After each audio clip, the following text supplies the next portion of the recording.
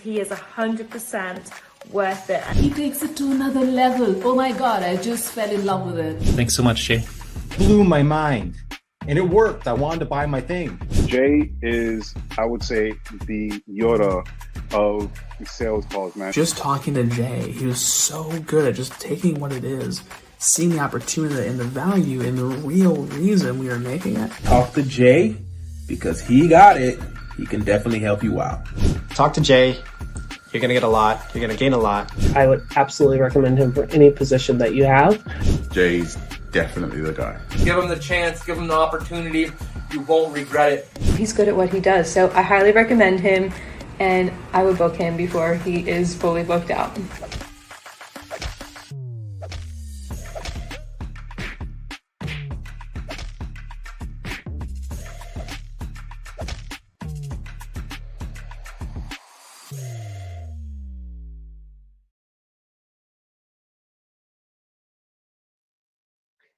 Welcome back to the Sales Ninja Show podcast, where we cut through the noise, ditch the outdated sales tactics, and show you how to close deals with confidence, strategy, and integrity. Hi, my name is Jay Lee, and I'm the founder of Sales Ninja. If you're tired of chasing leads, handling objections that are endless, and feeling like you have to convince people to buy, you're definitely in the right place. Here, we do sales differently. We believe in positioning over pressure, where the right people lean in without the need for pushy tactics. And that's the heart of the reverse glass selling method, which is a kingdom-driven approach based on 1 Peter 3:15, built on trust, service, and true connection. Because when you lead with value, sales becomes effortless. And when you sell more, you can give more. Today's episode is one that you do not want to miss. Imagine transforming digital assets that most people would overlook into multi-six-figure deals without doing a single sales call. Hello.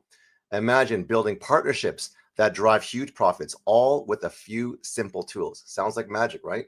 Well, today's guest has mastered this art. He spent over a decade turning digital trash can assets into revenue-generating powerhouses, and he's here to share exactly how he does it. From building partnerships to mastering the art of deal making, this guest is one of the best at helping entrepreneurs scale their businesses without the headaches of client work. So buckle up, because you're about to learn how to grow your business smarter and faster than ever before. So please welcome the expert who's been making waves in the world of business partnerships, Tony Teegarden.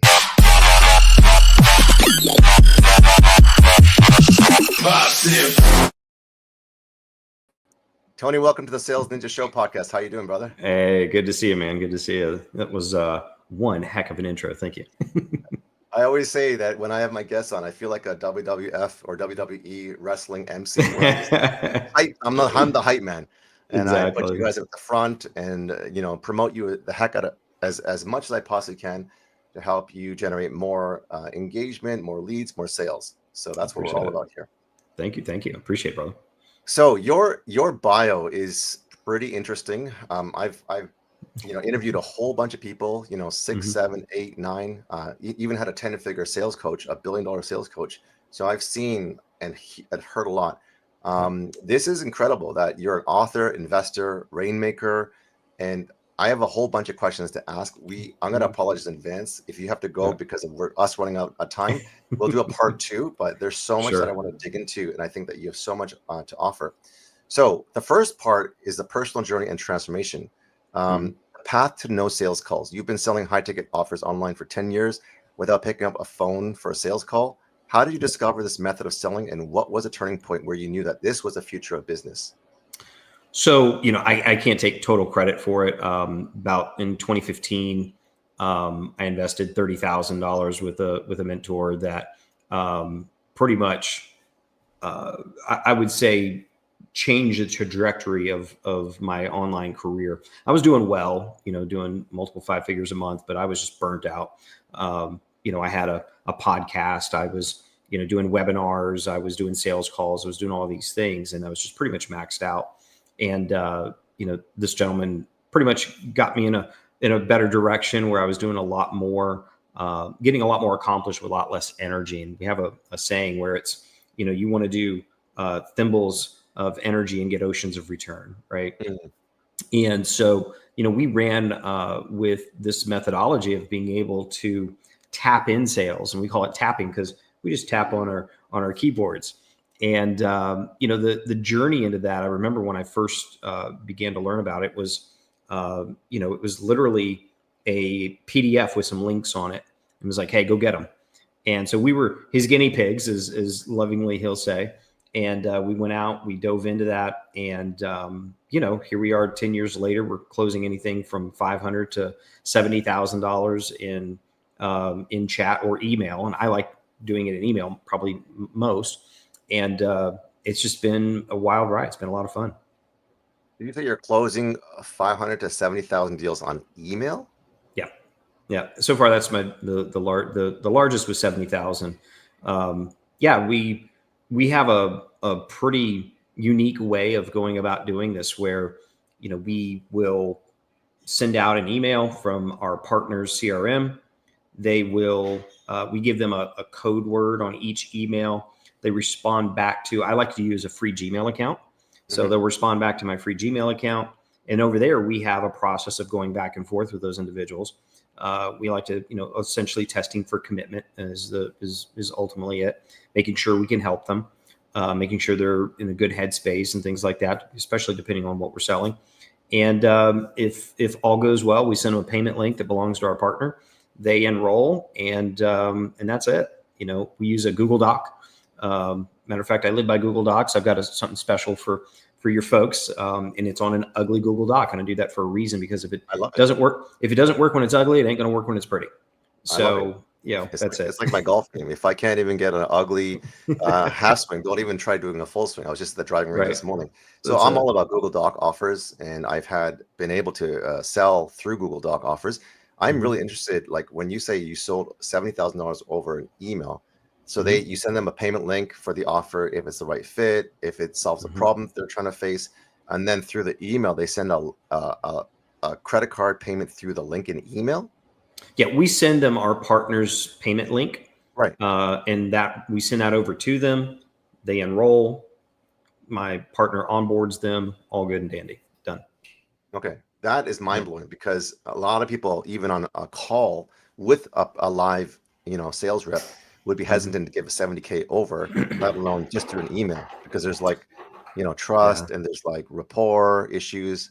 So that's incredible. Yeah. Well, it's not so much what happens in the Google Doc, and it's not even so much what happens in the chat. It's what happens before all of that. And I'll give it a shameless plug here for Travis Sago and his Make 'em Beg to Buy book, which is the 5 Ps. It's pretty much the answer to overcoming or moving through that obstacle or that constraint, which you call trust. There's an old saying, people won't buy until they know, like, and trust you. And we've tended to, how do I be kind about it? We just don't live by that standard, right? If you come by a lion and they've got a thorn in their paw, they're probably going to be a bit skittish. Obviously, it's a wild animal, but in a perfect world, if you could remove that from their paw, chances are they're going to be like, "Oh, you're a pretty cool dude. I'm not going to eat you." Yeah. So thank you. Right. It's the same thing here. And so a lot of it, so I have a process called the flood maker, and in the flood maker, it's really what happens overall. You have to, more or less, we think a little bit more long-term than say, some other people would. But in the flood maker, there's an arc, there's a campaign arc that happens. So when I'm running a test with my partner, I already know I'm going to run about a 14-day test. And in that 14-day test, what we're going to end up doing is we're going to have a certain series of emails, and certain things are going to happen. Well, what happens is my first email goes out, I'm having chat conversations back and forth. And so what I want to do is I want to get some of the best marketing material that's out there, which is the data from my people. So we do campaigns in real time. So I only start out with a Google Doc and one email. And so based on that, when we start having conversations with people, they're giving me some of the best material ever.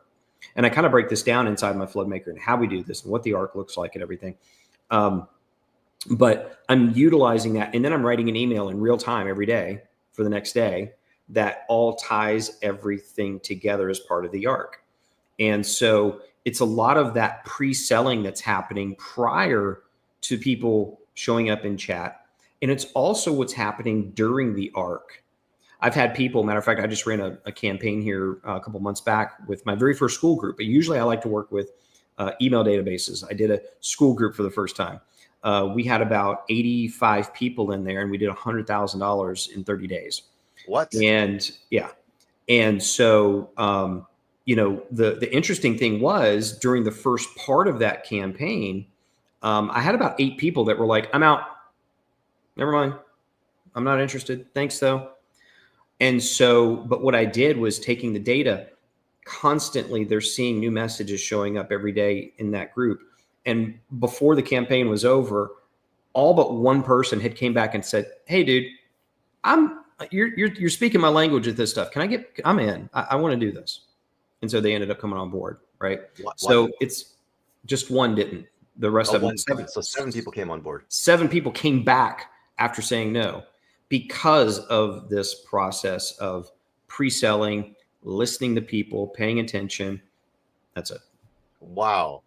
That sounds amazing. Floodmaker process, campaign arc, and then getting 8 people who said they're out of the campaign and 7 of them coming back and buying or coming back into the community. Oh, no, they bought. Yeah, they all bought. Gosh. Because it's different from having someone come back into a free school community or someone actually buying. That's a huge difference.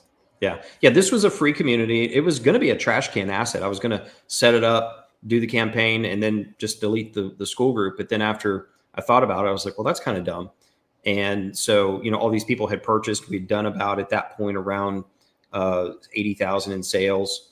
And so I was like, So I sold some licensing. We signed up some folks for licensing that they wanted to actually sell the products. That was another 10K that I brought in on top of that. So, ended up keeping the group. And now it's my Meaningful Man school community. So I have a couple of different assets that I've leveraged now. I've got my Meaningful Man newsletter. And so there's a lot of really good stuff. There's a lot of free content, but also it has paid aspects of it. Like you and I were talking about being a person of faith. There's a lot of stuff there earlier on in that newsletter where I really talk about, my connection to Christ and how literally it's moved mountains in my life. It's moved mountains out of my way. It's moved me out of my own way. And just being, living a more meaningful life in a way that has more fulfillment to it. So I took that. And the funny thing is, the reason I'm telling you the story is I had the Meaningful Man school community and I've been paying for it for about a year and I hadn't done anything with it. I was like, oh, I'll just use this and throw it away. And God had another plan in place. So I was like, okay, now we're using it. And it's a growing, thriving paid community, which is pretty fun. The school community is now a paid community? Yeah, that school community is a paid community, correct. So you have multiple school communities? I do, because this is a recent, I'm sure we'll talk about this too, but out of my new book, Deals Over Clients, one of the things that I did was when people buy the book, they also get access to a free school community, and it's the Deals Over Clients school community. So they have to buy the book, they get access to resources. Inside those resources, they get the school community. They get about 8 different deep dive video case studies that are from the book. I interviewed those individuals. We went even deeper.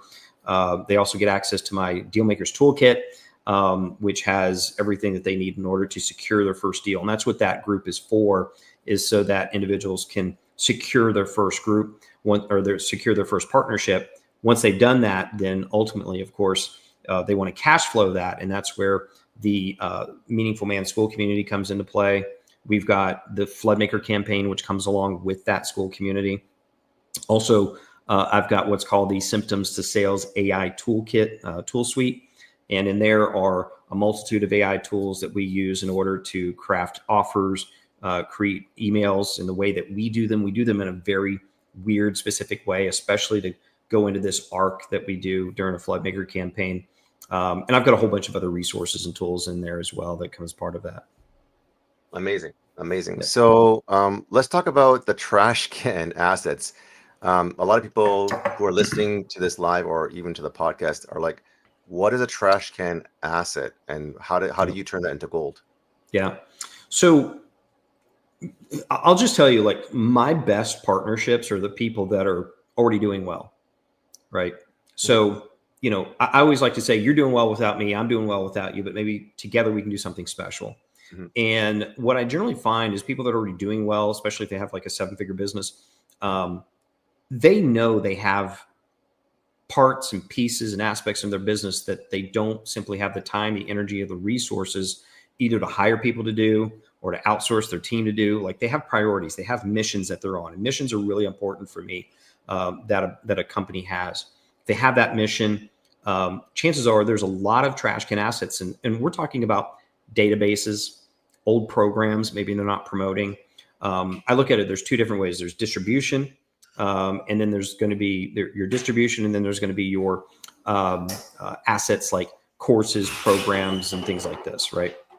So if they have those things in place, then I can come in and I can leverage assets like, let's just say, it could be a buyer's list that maybe they're only emailing once a month. Give me access to that buyer's list. I can run a campaign. Probably one of my better campaigns we did it. They had a 5,000 person buyer's list. We turned it into $529,000 in 18 days. $520,000 in 18 days? $529,000 in 18 days, right? With 5 emails, only 5 emails. 5 emails and a Google Doc, right? Wow. So it was a list that they were kind of marketing to, not really. So is it a trash can asset? Kind of, sort of. Right now, some people covet their buyers lists, absolutely. But there's going to be Facebook groups. There's going to be school groups. There's going to be list segments in their email list that they're maybe only emailing once a month or once a week, gosh forbid. We have a specific way where we can email every single day.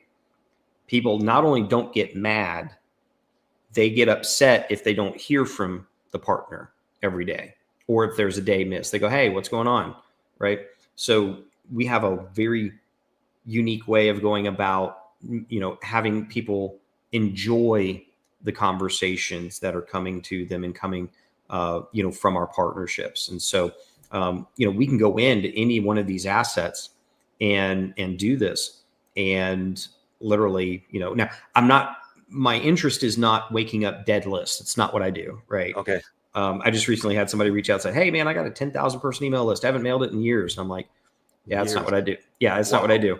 I want to go where there's affinity, where there is a relationship, but maybe where the partner just doesn't have the time, the energy, or the resources. Give you a great example. I talked to a gentleman last year. They were a $30 million company. And I asked him first thing, I was like, hey, you guys are doing really well. What are you considering this for?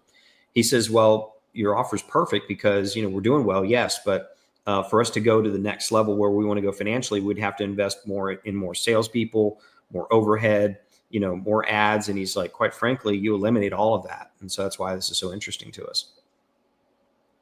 Yeah, I think that is very interesting because you're right. Like a lot of people when I was in the high ticket closing space, they do depend on the marketing. They do depend on the organic, and a lot of them depend on the paid ads. And and then they got to scale by getting appointment setters and closers. And when or if the marketing or the ads either dry up or the campaigns break or the cost per lead is too high, everything falls apart. So you have a completely different system and process that eliminates a need for that. For example, for your $30 million company.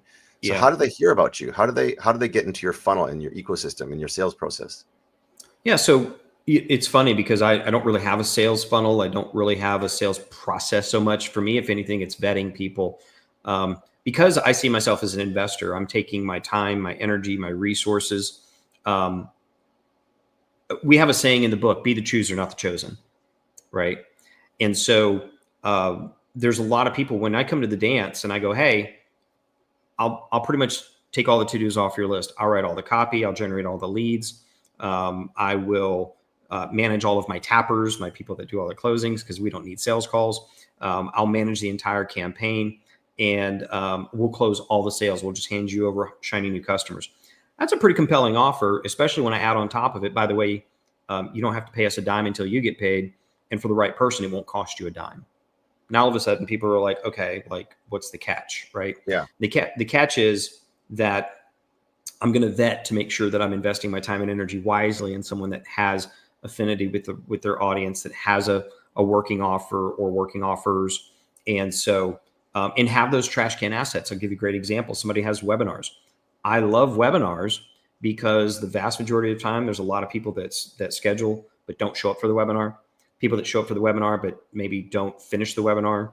They show up for the webinar, maybe they finish it, but there's one of two routes, right? They either send them to a cart to check out, of which they abandon or don't buy, and then or they schedule a call, they don't show up for the call, or maybe they schedule the call, they show up for the call, but they don't buy, right? Those are all assets, trash can assets, that most of the time what a lot of people do with webinars is they have like an email follow-up sequence for 7 days or whatever, and that's it, right? Mm-hmm. So I can, if somebody has something like that, set up like that, I can come in and I can save them millions of dollars. I've recently spoke to someone, that they're spending hundreds of thousands of dollars a month on ads. Their cost per call, they're profitable. They're a huge company, a multi-million-dollar company, but their cost per call is so high. And I'm like, well, give me all of these leads you've already paid for that haven't closed, and I'll turn them into cash. And you don't pay me a dime until you get paid. And so for them, they look at it as paying me 30% of found money, 40% of found money, sometimes 50% in found money, especially if I'm creating entirely new revenue streams, which is another thing that we can do based on this. It still saves them time and energy and money. And they don't have to manage me. They don't have to manage my team, and they don't have to pay us a dime until after they get paid. So you can imagine, to answer your question, I'm vetting for people. And so a lot of times it's word of mouth. I get a lot of referrals that are brought across my desk. I say no to probably 8 out of 10 easily. Now I do today, I have, people that, as I mentioned, I'm training and I'm working with in our Meaningful Man School community.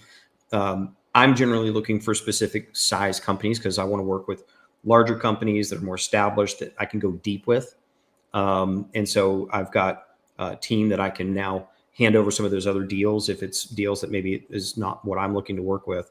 But we end up getting a lot of referrals.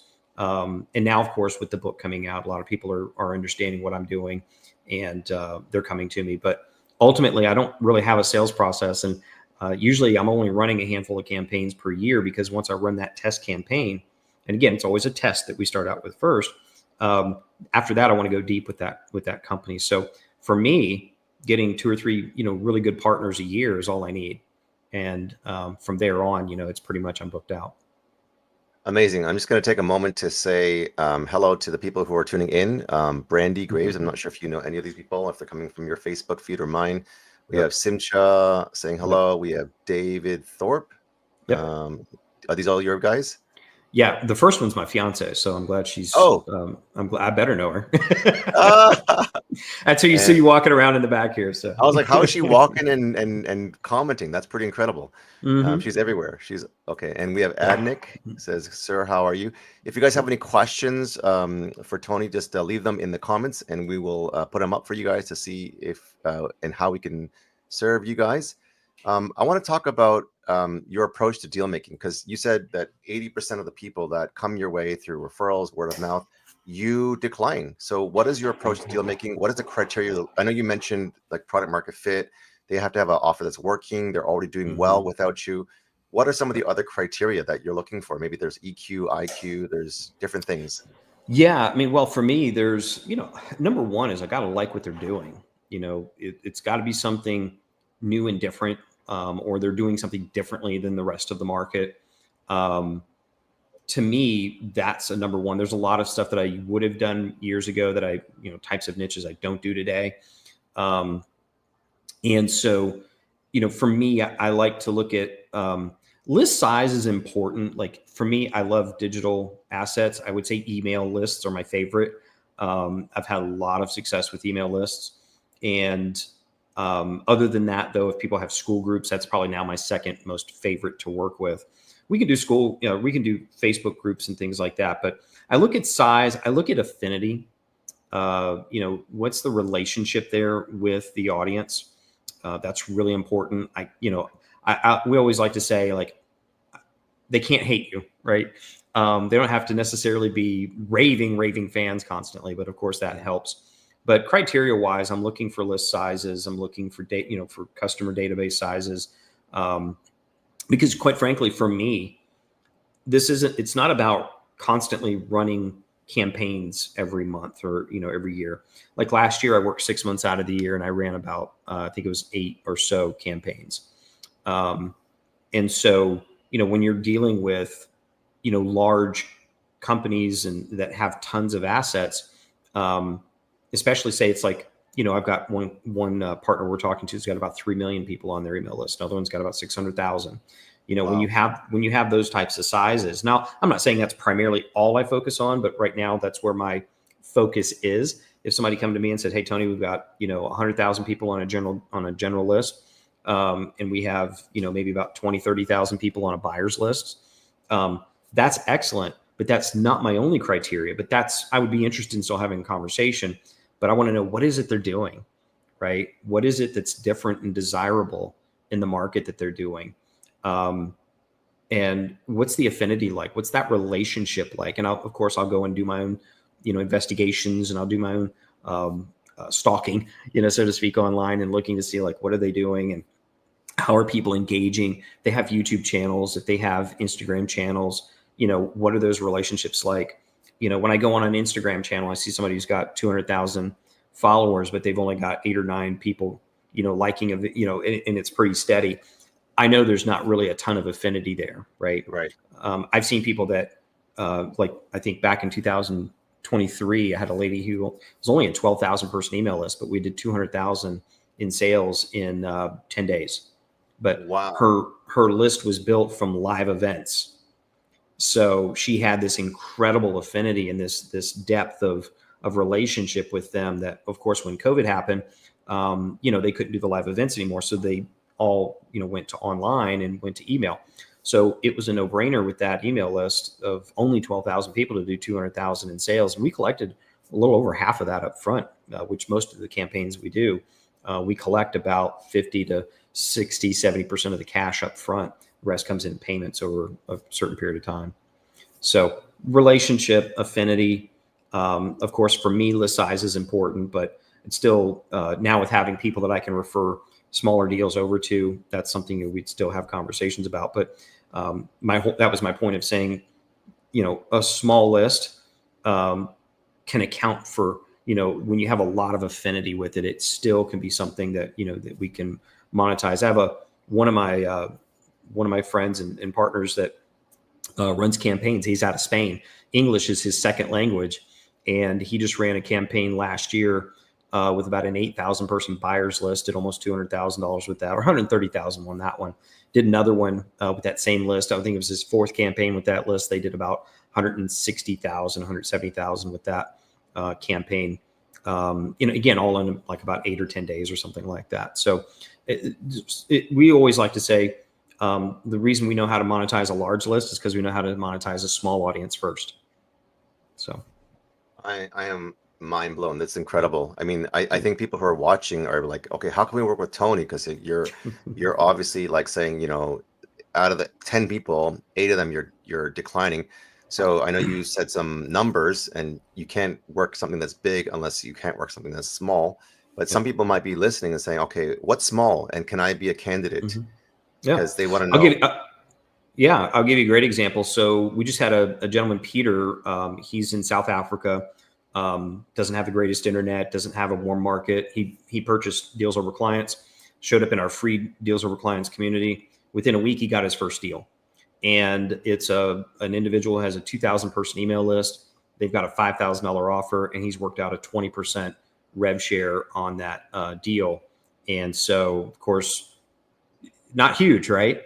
But again, context matters.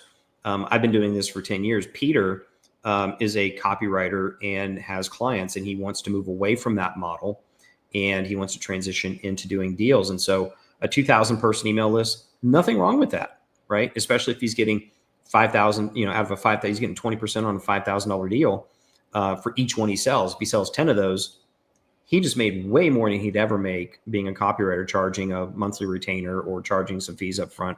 And then he's got to go out and get another one when that's done, or hopefully that one will continue to use him, right? Hoping he'll be chosen. So those are, probably small, tinier deals, but in the context of who's doing the deal, it could be gigantic, in that sense. The thing is with the smaller deals, for me at least, I'm looking at going long term. I look at everything, and we talk about everything in the sense of like dating. So, when in dating and relationships. So, everything is, for an example, when I talk to somebody, I'm going on a coffee date, and on that coffee date, I can determine, and it's not about whether or not I'm turning down 8 out of 10 people. I'm not doing this, right? I'm not being snooty. I'm just going, hey, listen, I would be kind of useless to you. Right. So I want to be very clear about that. We're not like shunning 8 out of 10 people. I'm just going, hey, what you got going on, I'm probably not going to be very useful to you. And so for me to work smaller deals, it's not as useful to me because with a 2,000 person list, I'm probably going to, unless we're feeding that thing with ads and new leads and things like that, I'm going to be kind of dead in the water after a campaign. And I'm looking for folks that that have capacity for, 50, 100, or more new clients a month, right? Inevitably, or at least can handle that every other month or something along that lines, right? But again, for someone who's brand new, who's maybe working with clients who wants to get away from that, Peter's situation is ideal. It's not uncommon for us to see new deal makers, what I call them, get access and get control of a 20,000 person email list. Last year I ran a campaign. Some folks handed me over their entire 47,000 person email list. And we did $364,000 in 13 days. That campaign ended a week before Christmas. $364,000 in 18 days? 364,000 in 13 days. From a 47,000 email list. Right. And we closed that campaign that ran for 13 days, and it closed a week before Christmas. That's a hard time. Well, that's what most people say, but Christmases or Decembers have always been some of my best years. Because again, people's problems, I always say people's problems don't go away during Christmas. And so it kind of goes back to earlier when you and I were talking about it. We approach things in a different approach in the sense that people will pay a lot more for relief from some kind of pain than they will the promise of some sort of utopian future down the road, right? And so we know where to put our focus in order to serve that partner's prospects at the highest. And usually that is going to be relieving them of some kind of pain, and there's symptoms around that pain that we can get really clear on and be specific about. And that's what we find out during those arcs. So, again, it's really important to kind of know those nuances. Okay, so amazing. So when you are working with these clients, whether it's these, 2,000 email lists or, 100,000 email lists, how long does it take, like in terms of the process, how long does it take to help launch this and monetize it? Number one. And a two part is, you said you guys do all the work. You build the funnels, the emails, like the copy, you do everything. So how long does it take and what work do you do? So I want to back up to one other thing. You'd mentioned clients. I had to break myself of that word so long. It took me probably years to some degree, but they're not clients, they're partners. Right. Partners. Yep, right. So with partners, and again, we don't have any funnels to build. That's the beautiful part about this. So literally, I can have one of these ready to go within 3 days prior to a campaign. So once I do a coffee date and we decide, hey, let's take a test. Let's go run a test with a specific, individual segment of their list or whatever the asset might be. I do a phone call with them to go over the offer.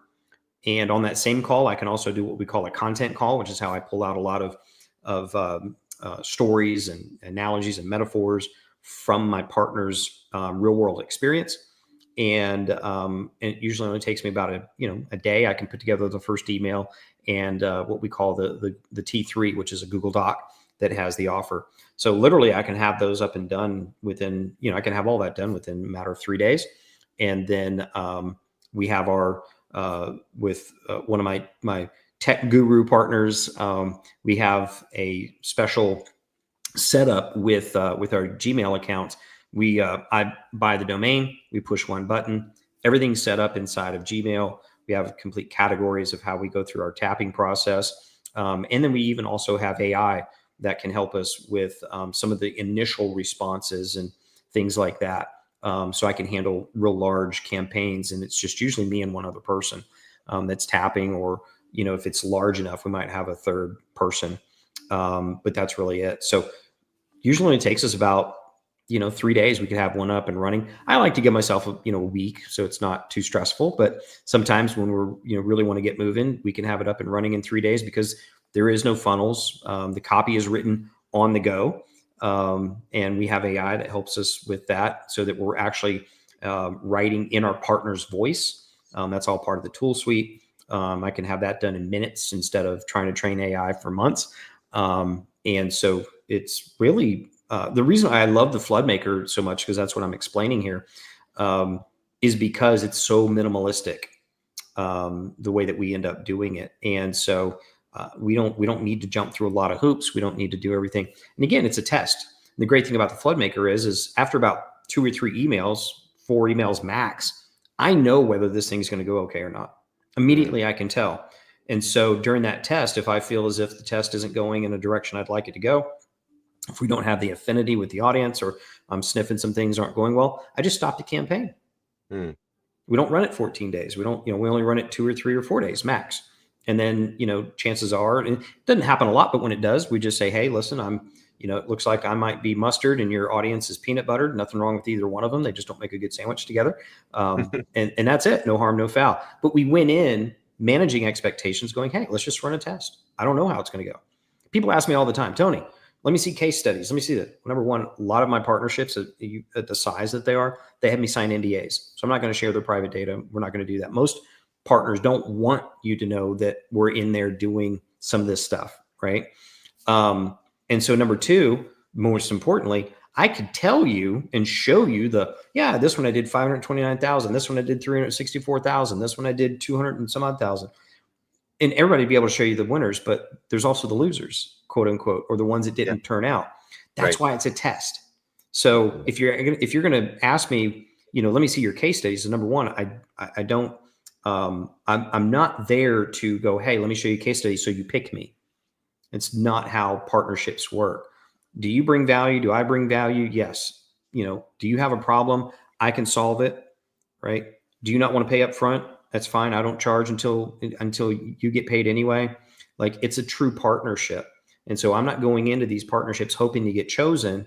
I'm going to choose because I'm the one that's taking the most risk. My partners are going to see everything that goes out to their audience before it goes out. So therefore we make sure that everything is kosher.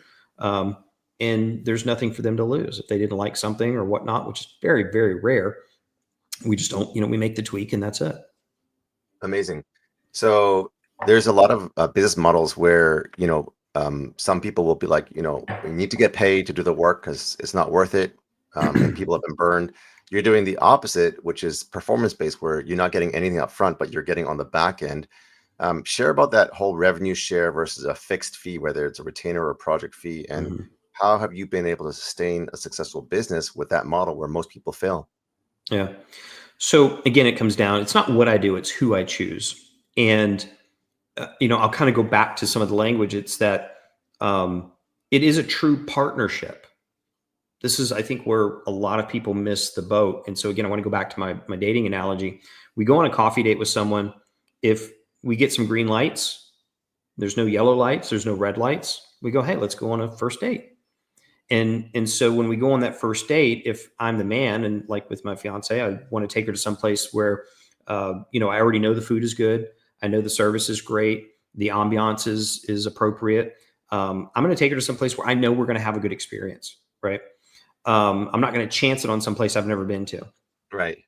And the same thing is true over here.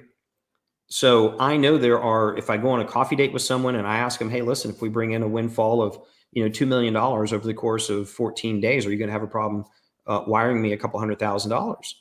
And if they stutter, right. And if they go, absolutely not, we would love to do that. Yeah, right. Right. So I don't want to get into a situation with a Scrooge McDuck. Right. But I ask those kinds of questions and make sure. And so great. We've got all green lights. We schedule a test. Now, once I'm in that test, and I've had to do this before where, I've set up the test.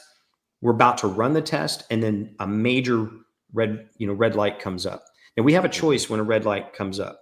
Right. We can either stop, Yep, or we can blow through it. Mm. And this is what I find talking about traditional revenue share, where most people fall down on it, is number one, usually during the coffee date, there's lots of red lights or even lots of yellow lights and red lights. Yellow lights mean slow down. And so we slow down and we want to ask questions. We want to kind of, well, what do you mean by that? Or, where are you going with this? And so this is why with traditional models, I believe their vetting process is not nearly as strict, because for me, for an example, with my fiance, there's certain core values that I had in place that were very important to me, right? That had to be in place in order for me to inevitably end up moving out to Arizona from Florida, right? Oh, really? Okay. Oh yeah, yeah. But there were values that complemented one another, and I think this is a very important point. Is that, like with her and I, she doesn't complete me, right? That's through Christ. She doesn't complicate me, right? By no means. If anything, she complements me and my values in my life. And our partnerships are the same way. And I think when you go through that vetting process of making sure that you're on the same page, making sure that they have the assets that are there, making sure they're, when we're working with assets with a partner, you've seen Lord of the Rings, right? Smeagol. Yeah. Yeah. Precious, right? Yeah. My friend Travis, we joke about that all the time, of that, people are like, my precious. Yeah, right. There you go. Yeah, exactly. The ring. Yep. The ring. Yep. There you go. Those are not going to make great partners. Yeah. I'm not looking for another boss. I'm not looking to be micromanaged. I know our craft, pretty decent at our craft, I'd like to say. And we truly go into this as a partnership where it's like, of course, it's the first date is a test. And then we're probably going to run another test after that, and maybe a third test after that. In many relationships, I've seen it in the past where certain personality types can't maintain a mask after so long. And so, dating somebody for a year, you start to realize, like, wait a minute, that mask is starting to slip, right? I'm talking about in the dating world. I've seen that happen before. I've been a part of that process. And the same can be true over here in partnerships. I had a partner, we did about 1.2 million in 4 months. After about 4 months, that mask started to slip. And so I had to walk away.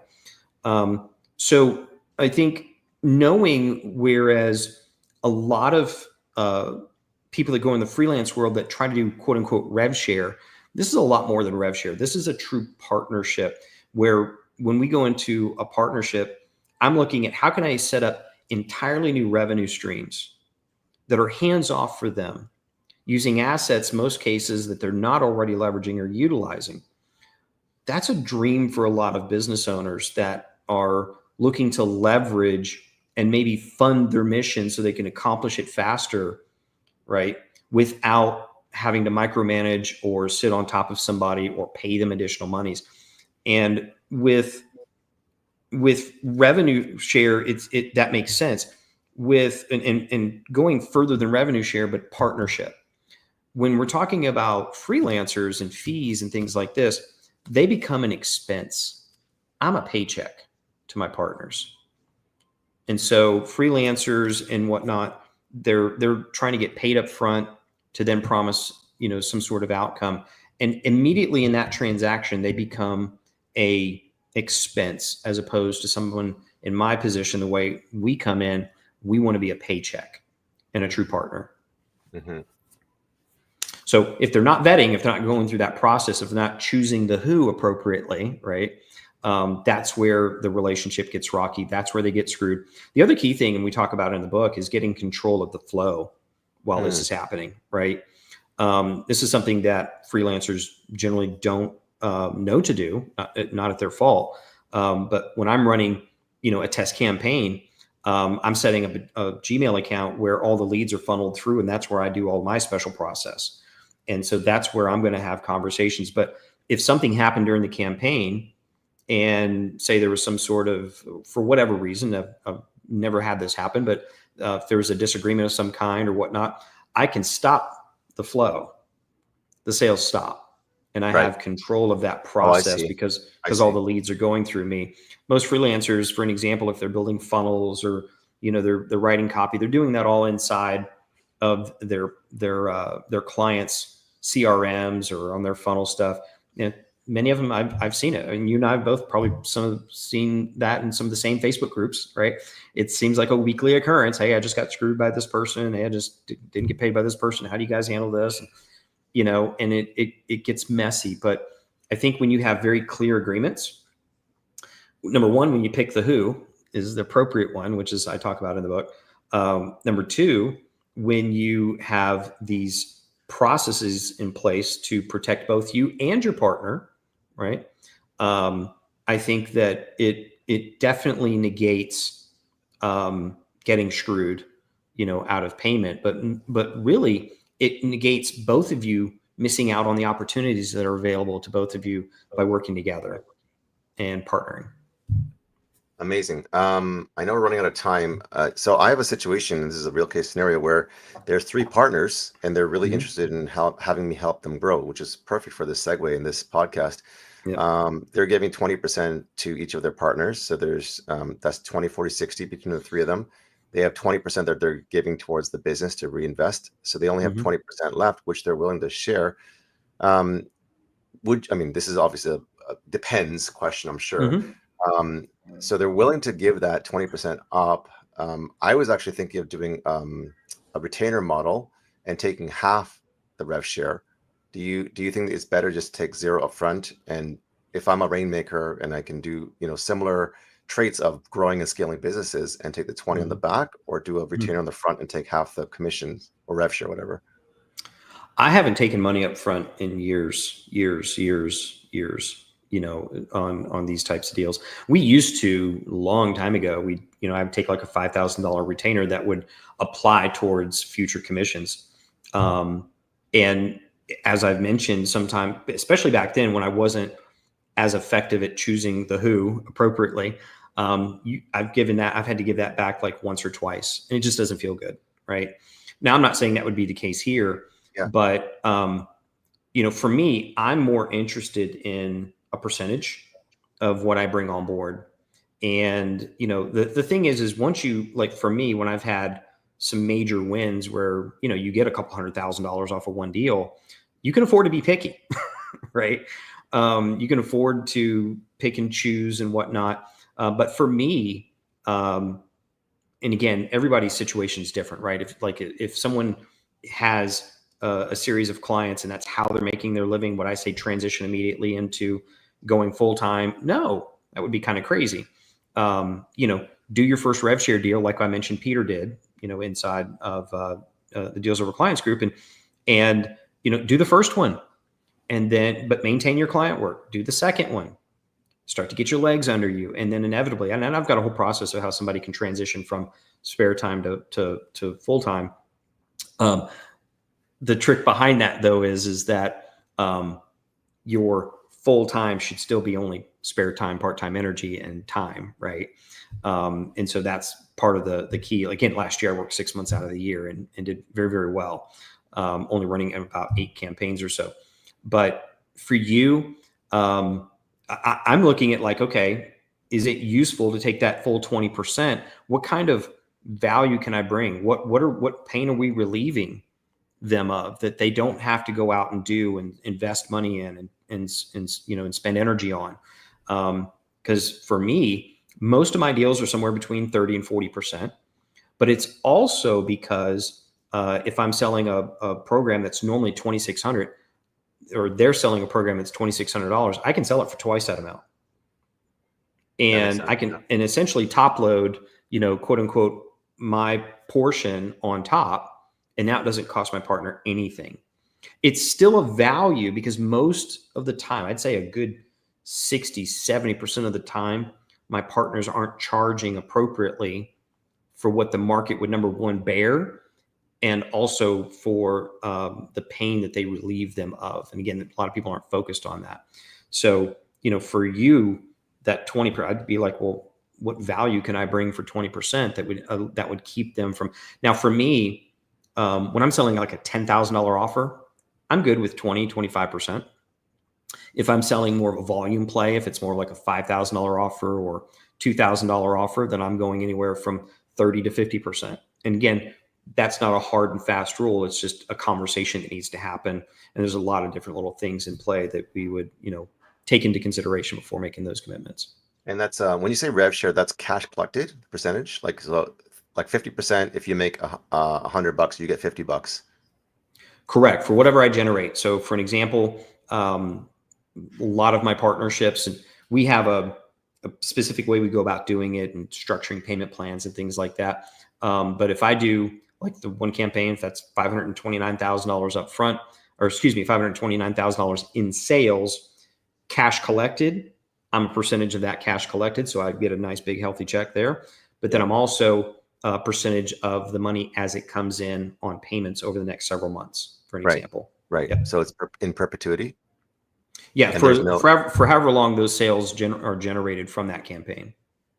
Oh, okay. So, and let's say you work with someone for like, I don't know, 6 months, and then the sale of the payment plan is a 12-month. Do you still get that? 100%. Yeah. Okay. Yeah. I mean, well, that's what happened. For an example, on the 529,000, that campaign was 18 days. After 18 days, we had multiple six figures that were still coming in on the back end. I think it was probably about 180,000 or so that was coming in off of sales. So, I continued to get my percentage off of those for the next 9 months. So we had a 10-month payment plan.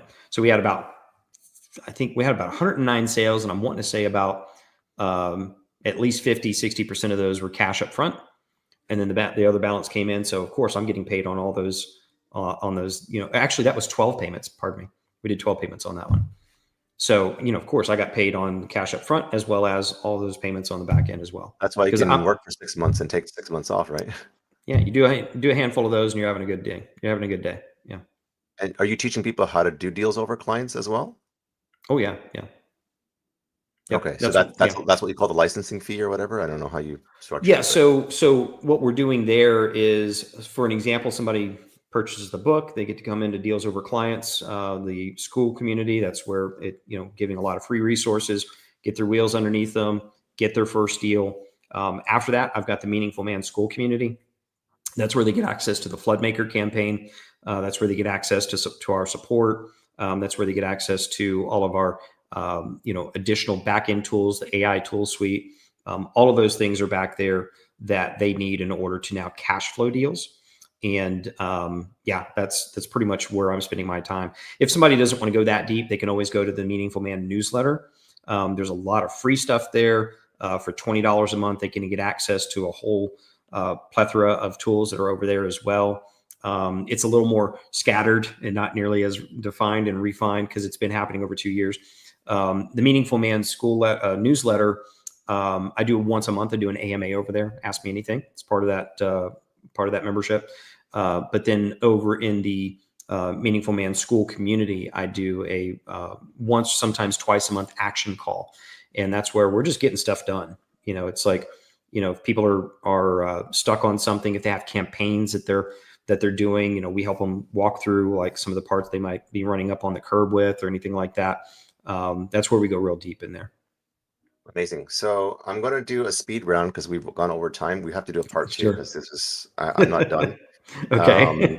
If you have a couple of minutes after, we might have to stick up for a couple of minutes if you have Sure. time. So let's do a speed round to get to know Tony Teegarden. So it's a lightning round where it's fun and quick fire questions. And then we're going to do a plug for your book. I'm going to do a screen share in just a moment and how people can get access to that, because that is kind of like the portal that opens the door to a plethora of impact, of cash, of partnerships versus clients. So that's be amazing. So deal of the year, what's the most exciting deal that you closed recently and what made it so special? Gosh. I would say that one is still pending because there's two that I'm pretty stoked about. And I say stoked about, it's like I'm not attached to them, but at the same time, like they're pretty exciting. But we're talking millions of prospective buyers.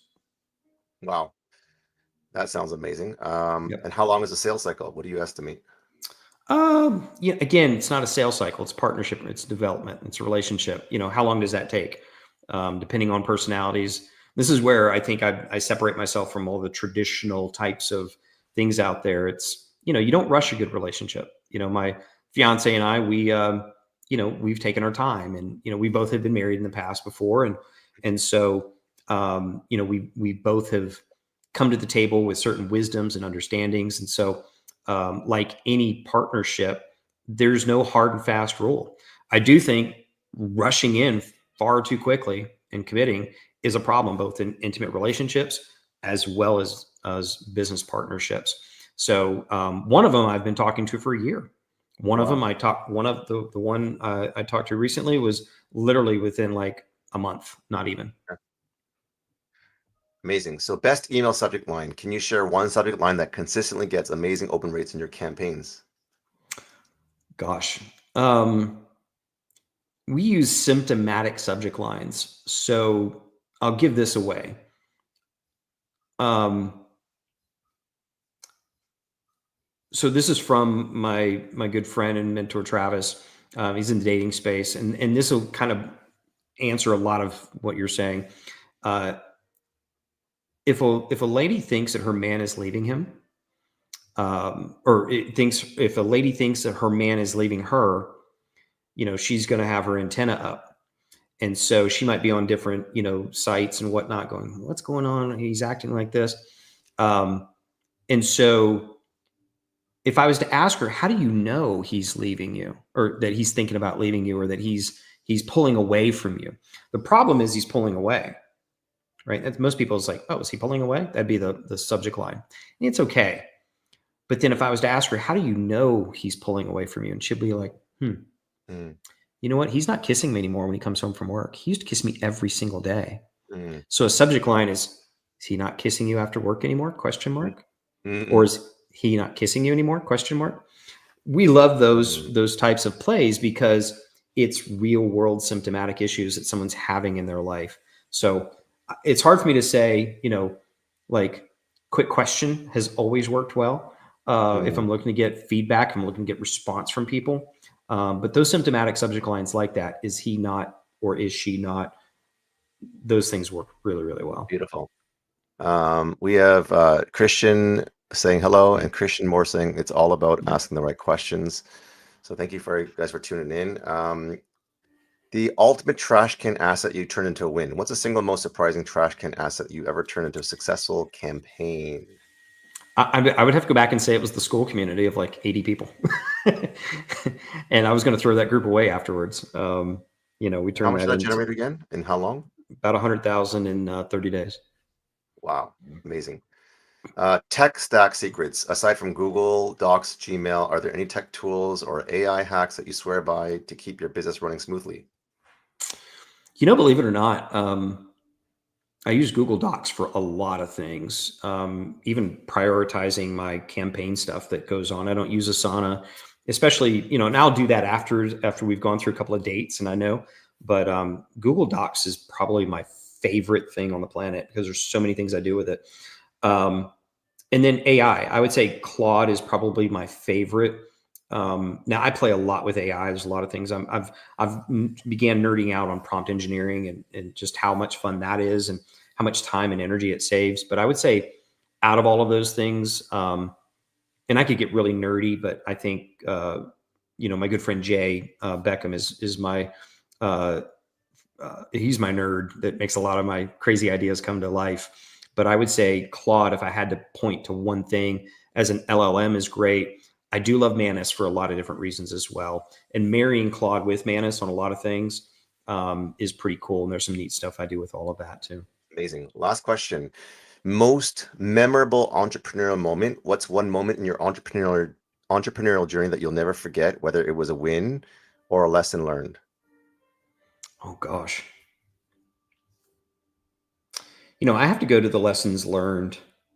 In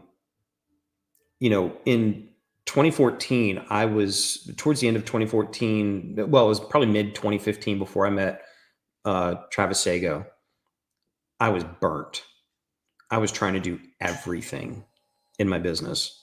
If it was going to be, it was up to me, right? We've all heard that. And I would say lessons learned from that was probably more important, that I went through that chaos and that fire and that burnout inevitably, because that's what did happen.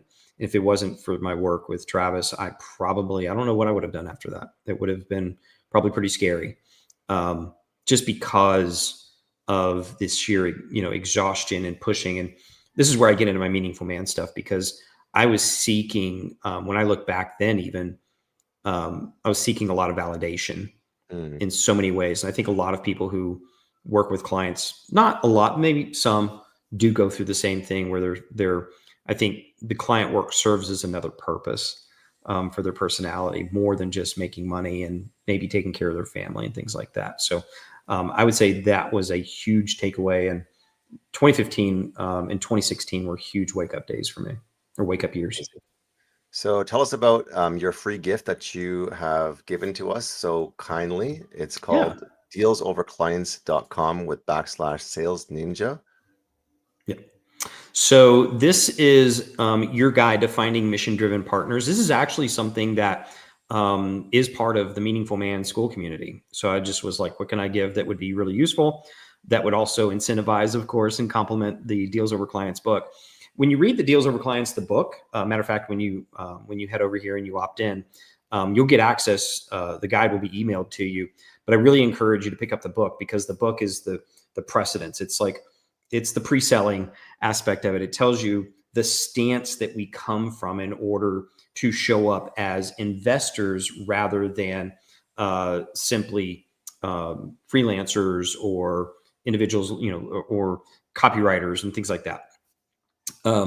The guide to finding mission-driven partners, the reason why that's so important is because people have missions, generally are big thinkers, they're big doers, they've got things that are going on, they've got other people that they're rallying around the mission, and it works really, really well. So I've just decided this last night when you had messaged me about the sale. I was like, yeah, I don't have it up yet because I'm really trying to think what would make the most sense. So I wanted to give that because I think also it's a perfect complement to the book. So once you do, you can go to Amazon.com and grab the book. Once you opt in for the guide, there's another button there that will take you directly to the book. And I think that the companion guide to Deals Over Clients is really useful because it gives you a bit more of an insight as to how we think. And I actually give actionable approaches, how we talk to them, how we reach out to them in that aspect. Because finding mission-driven partners, I think, is going to make, again, it goes back to that we talked about earlier. It's the who you work with, not exactly what you do. What you do is not nearly as important as who you choose to partner with. And so I thought these two would make a great companion. And also, if the guide is valuable to you, we've got stuff like that times 10 inside the Meaningful Man School community where people are getting paid support to put together deals. So there you guys have it. Head over to dealsoverclients.com /sales ninja. Get the book Deals Over Clients. It'll enter into a whole portal of the school community and the other programs that Tony has been, doing for the last decade or so to be able to build these incredible partnerships, mission-driven partners, not clients, to help deal making and to help grow and scale businesses. If you guys are interested in getting a hold of Tony yourself, check out his socials. You can connect with him here at facebook.com /Tony Teegarden. You can connect with him at instagram.com /Tony Teegarden. And also you can connect with him at LinkedIn in the show notes as well. So again, Tony, what a treat. I mean, I'm just a student learning and listening and trying to understand how you're doing what you're doing, the way that you're impacting people. The work that you're doing is not only meaningful and mission driven, but it's different. And I really appreciate your faith and the effort that you have put to help grow these businesses and get massive, sales, impact, changing people's lives. If there's people who are listening and are kind of on the fence with regards to, should I keep going or should I give up? Should I go into corporate? Should I stay in entrepreneurship? What are some words of inspiration or quotes or Bible verses or words of faith that you would like to give? And Cindy, before we end, says, hi, what a gift this is. So Cindy says, thank you for that. Thank you. Gosh, Proverbs is iron sharpens iron, man, as iron sharpens iron, man sharpens man, right? Mm-hmm. I live by that so many times. And I would say that your values are really key. I'm a huge values guy. I like studying values and understanding your values. I think between the written word and your values, I think between those two things, there's portals of opportunity that open up to us. And I can tell you, as someone who does not know, I don't know my dad. I never met him or anything like that. Well, and really? and I mean, I've got a pretty interesting past as a childhood. We'll just put it that way.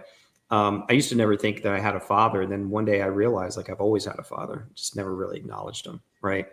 And I think that there's this, this amazing well of and depth of love and inspirations that's available to each and every one of us, if we so choose to acknowledge and to embrace that gift. And I think that along the lines of, as well as also understanding what you do truly value, realigning your values, if life isn't looking or showing up the way you'd like it to be, there's completely within our capability to realign and readjust both our commitment and our faith, and then also, of course, where we focus and put our attention. I think those are very important aspects. Amazing. So there you have it. Check out dealsoverclients.com /Sales Ninja to learn more. Connect with Tony on socials. If you guys are looking to get a Sales Ninja Psychology Masterclass, a complimentary guest pass, tomorrow, Thursday at 10 a.m., I'm opening up some spots. Just click the link in the website in the comments for your guest pass, and I will help you get the hidden gold that is that you're leaving on the table. So again, thank you so much, Tony, for your time today. What a treat it was. Looking for a part 2, because definitely want to know about your personal life and not having a dad, never meeting your dad. And we have a last person saying, Hendrik Atima saying, hi, TT. So you got a lot of people that are loving and rooting for you. So again, on behalf of everyone and Tony and myself, thank you so much for tuning into the Sales Ninja Show, where we help you to sell more, to give more. Much love, Tony. Thank you so much. Thank you. Good to see you.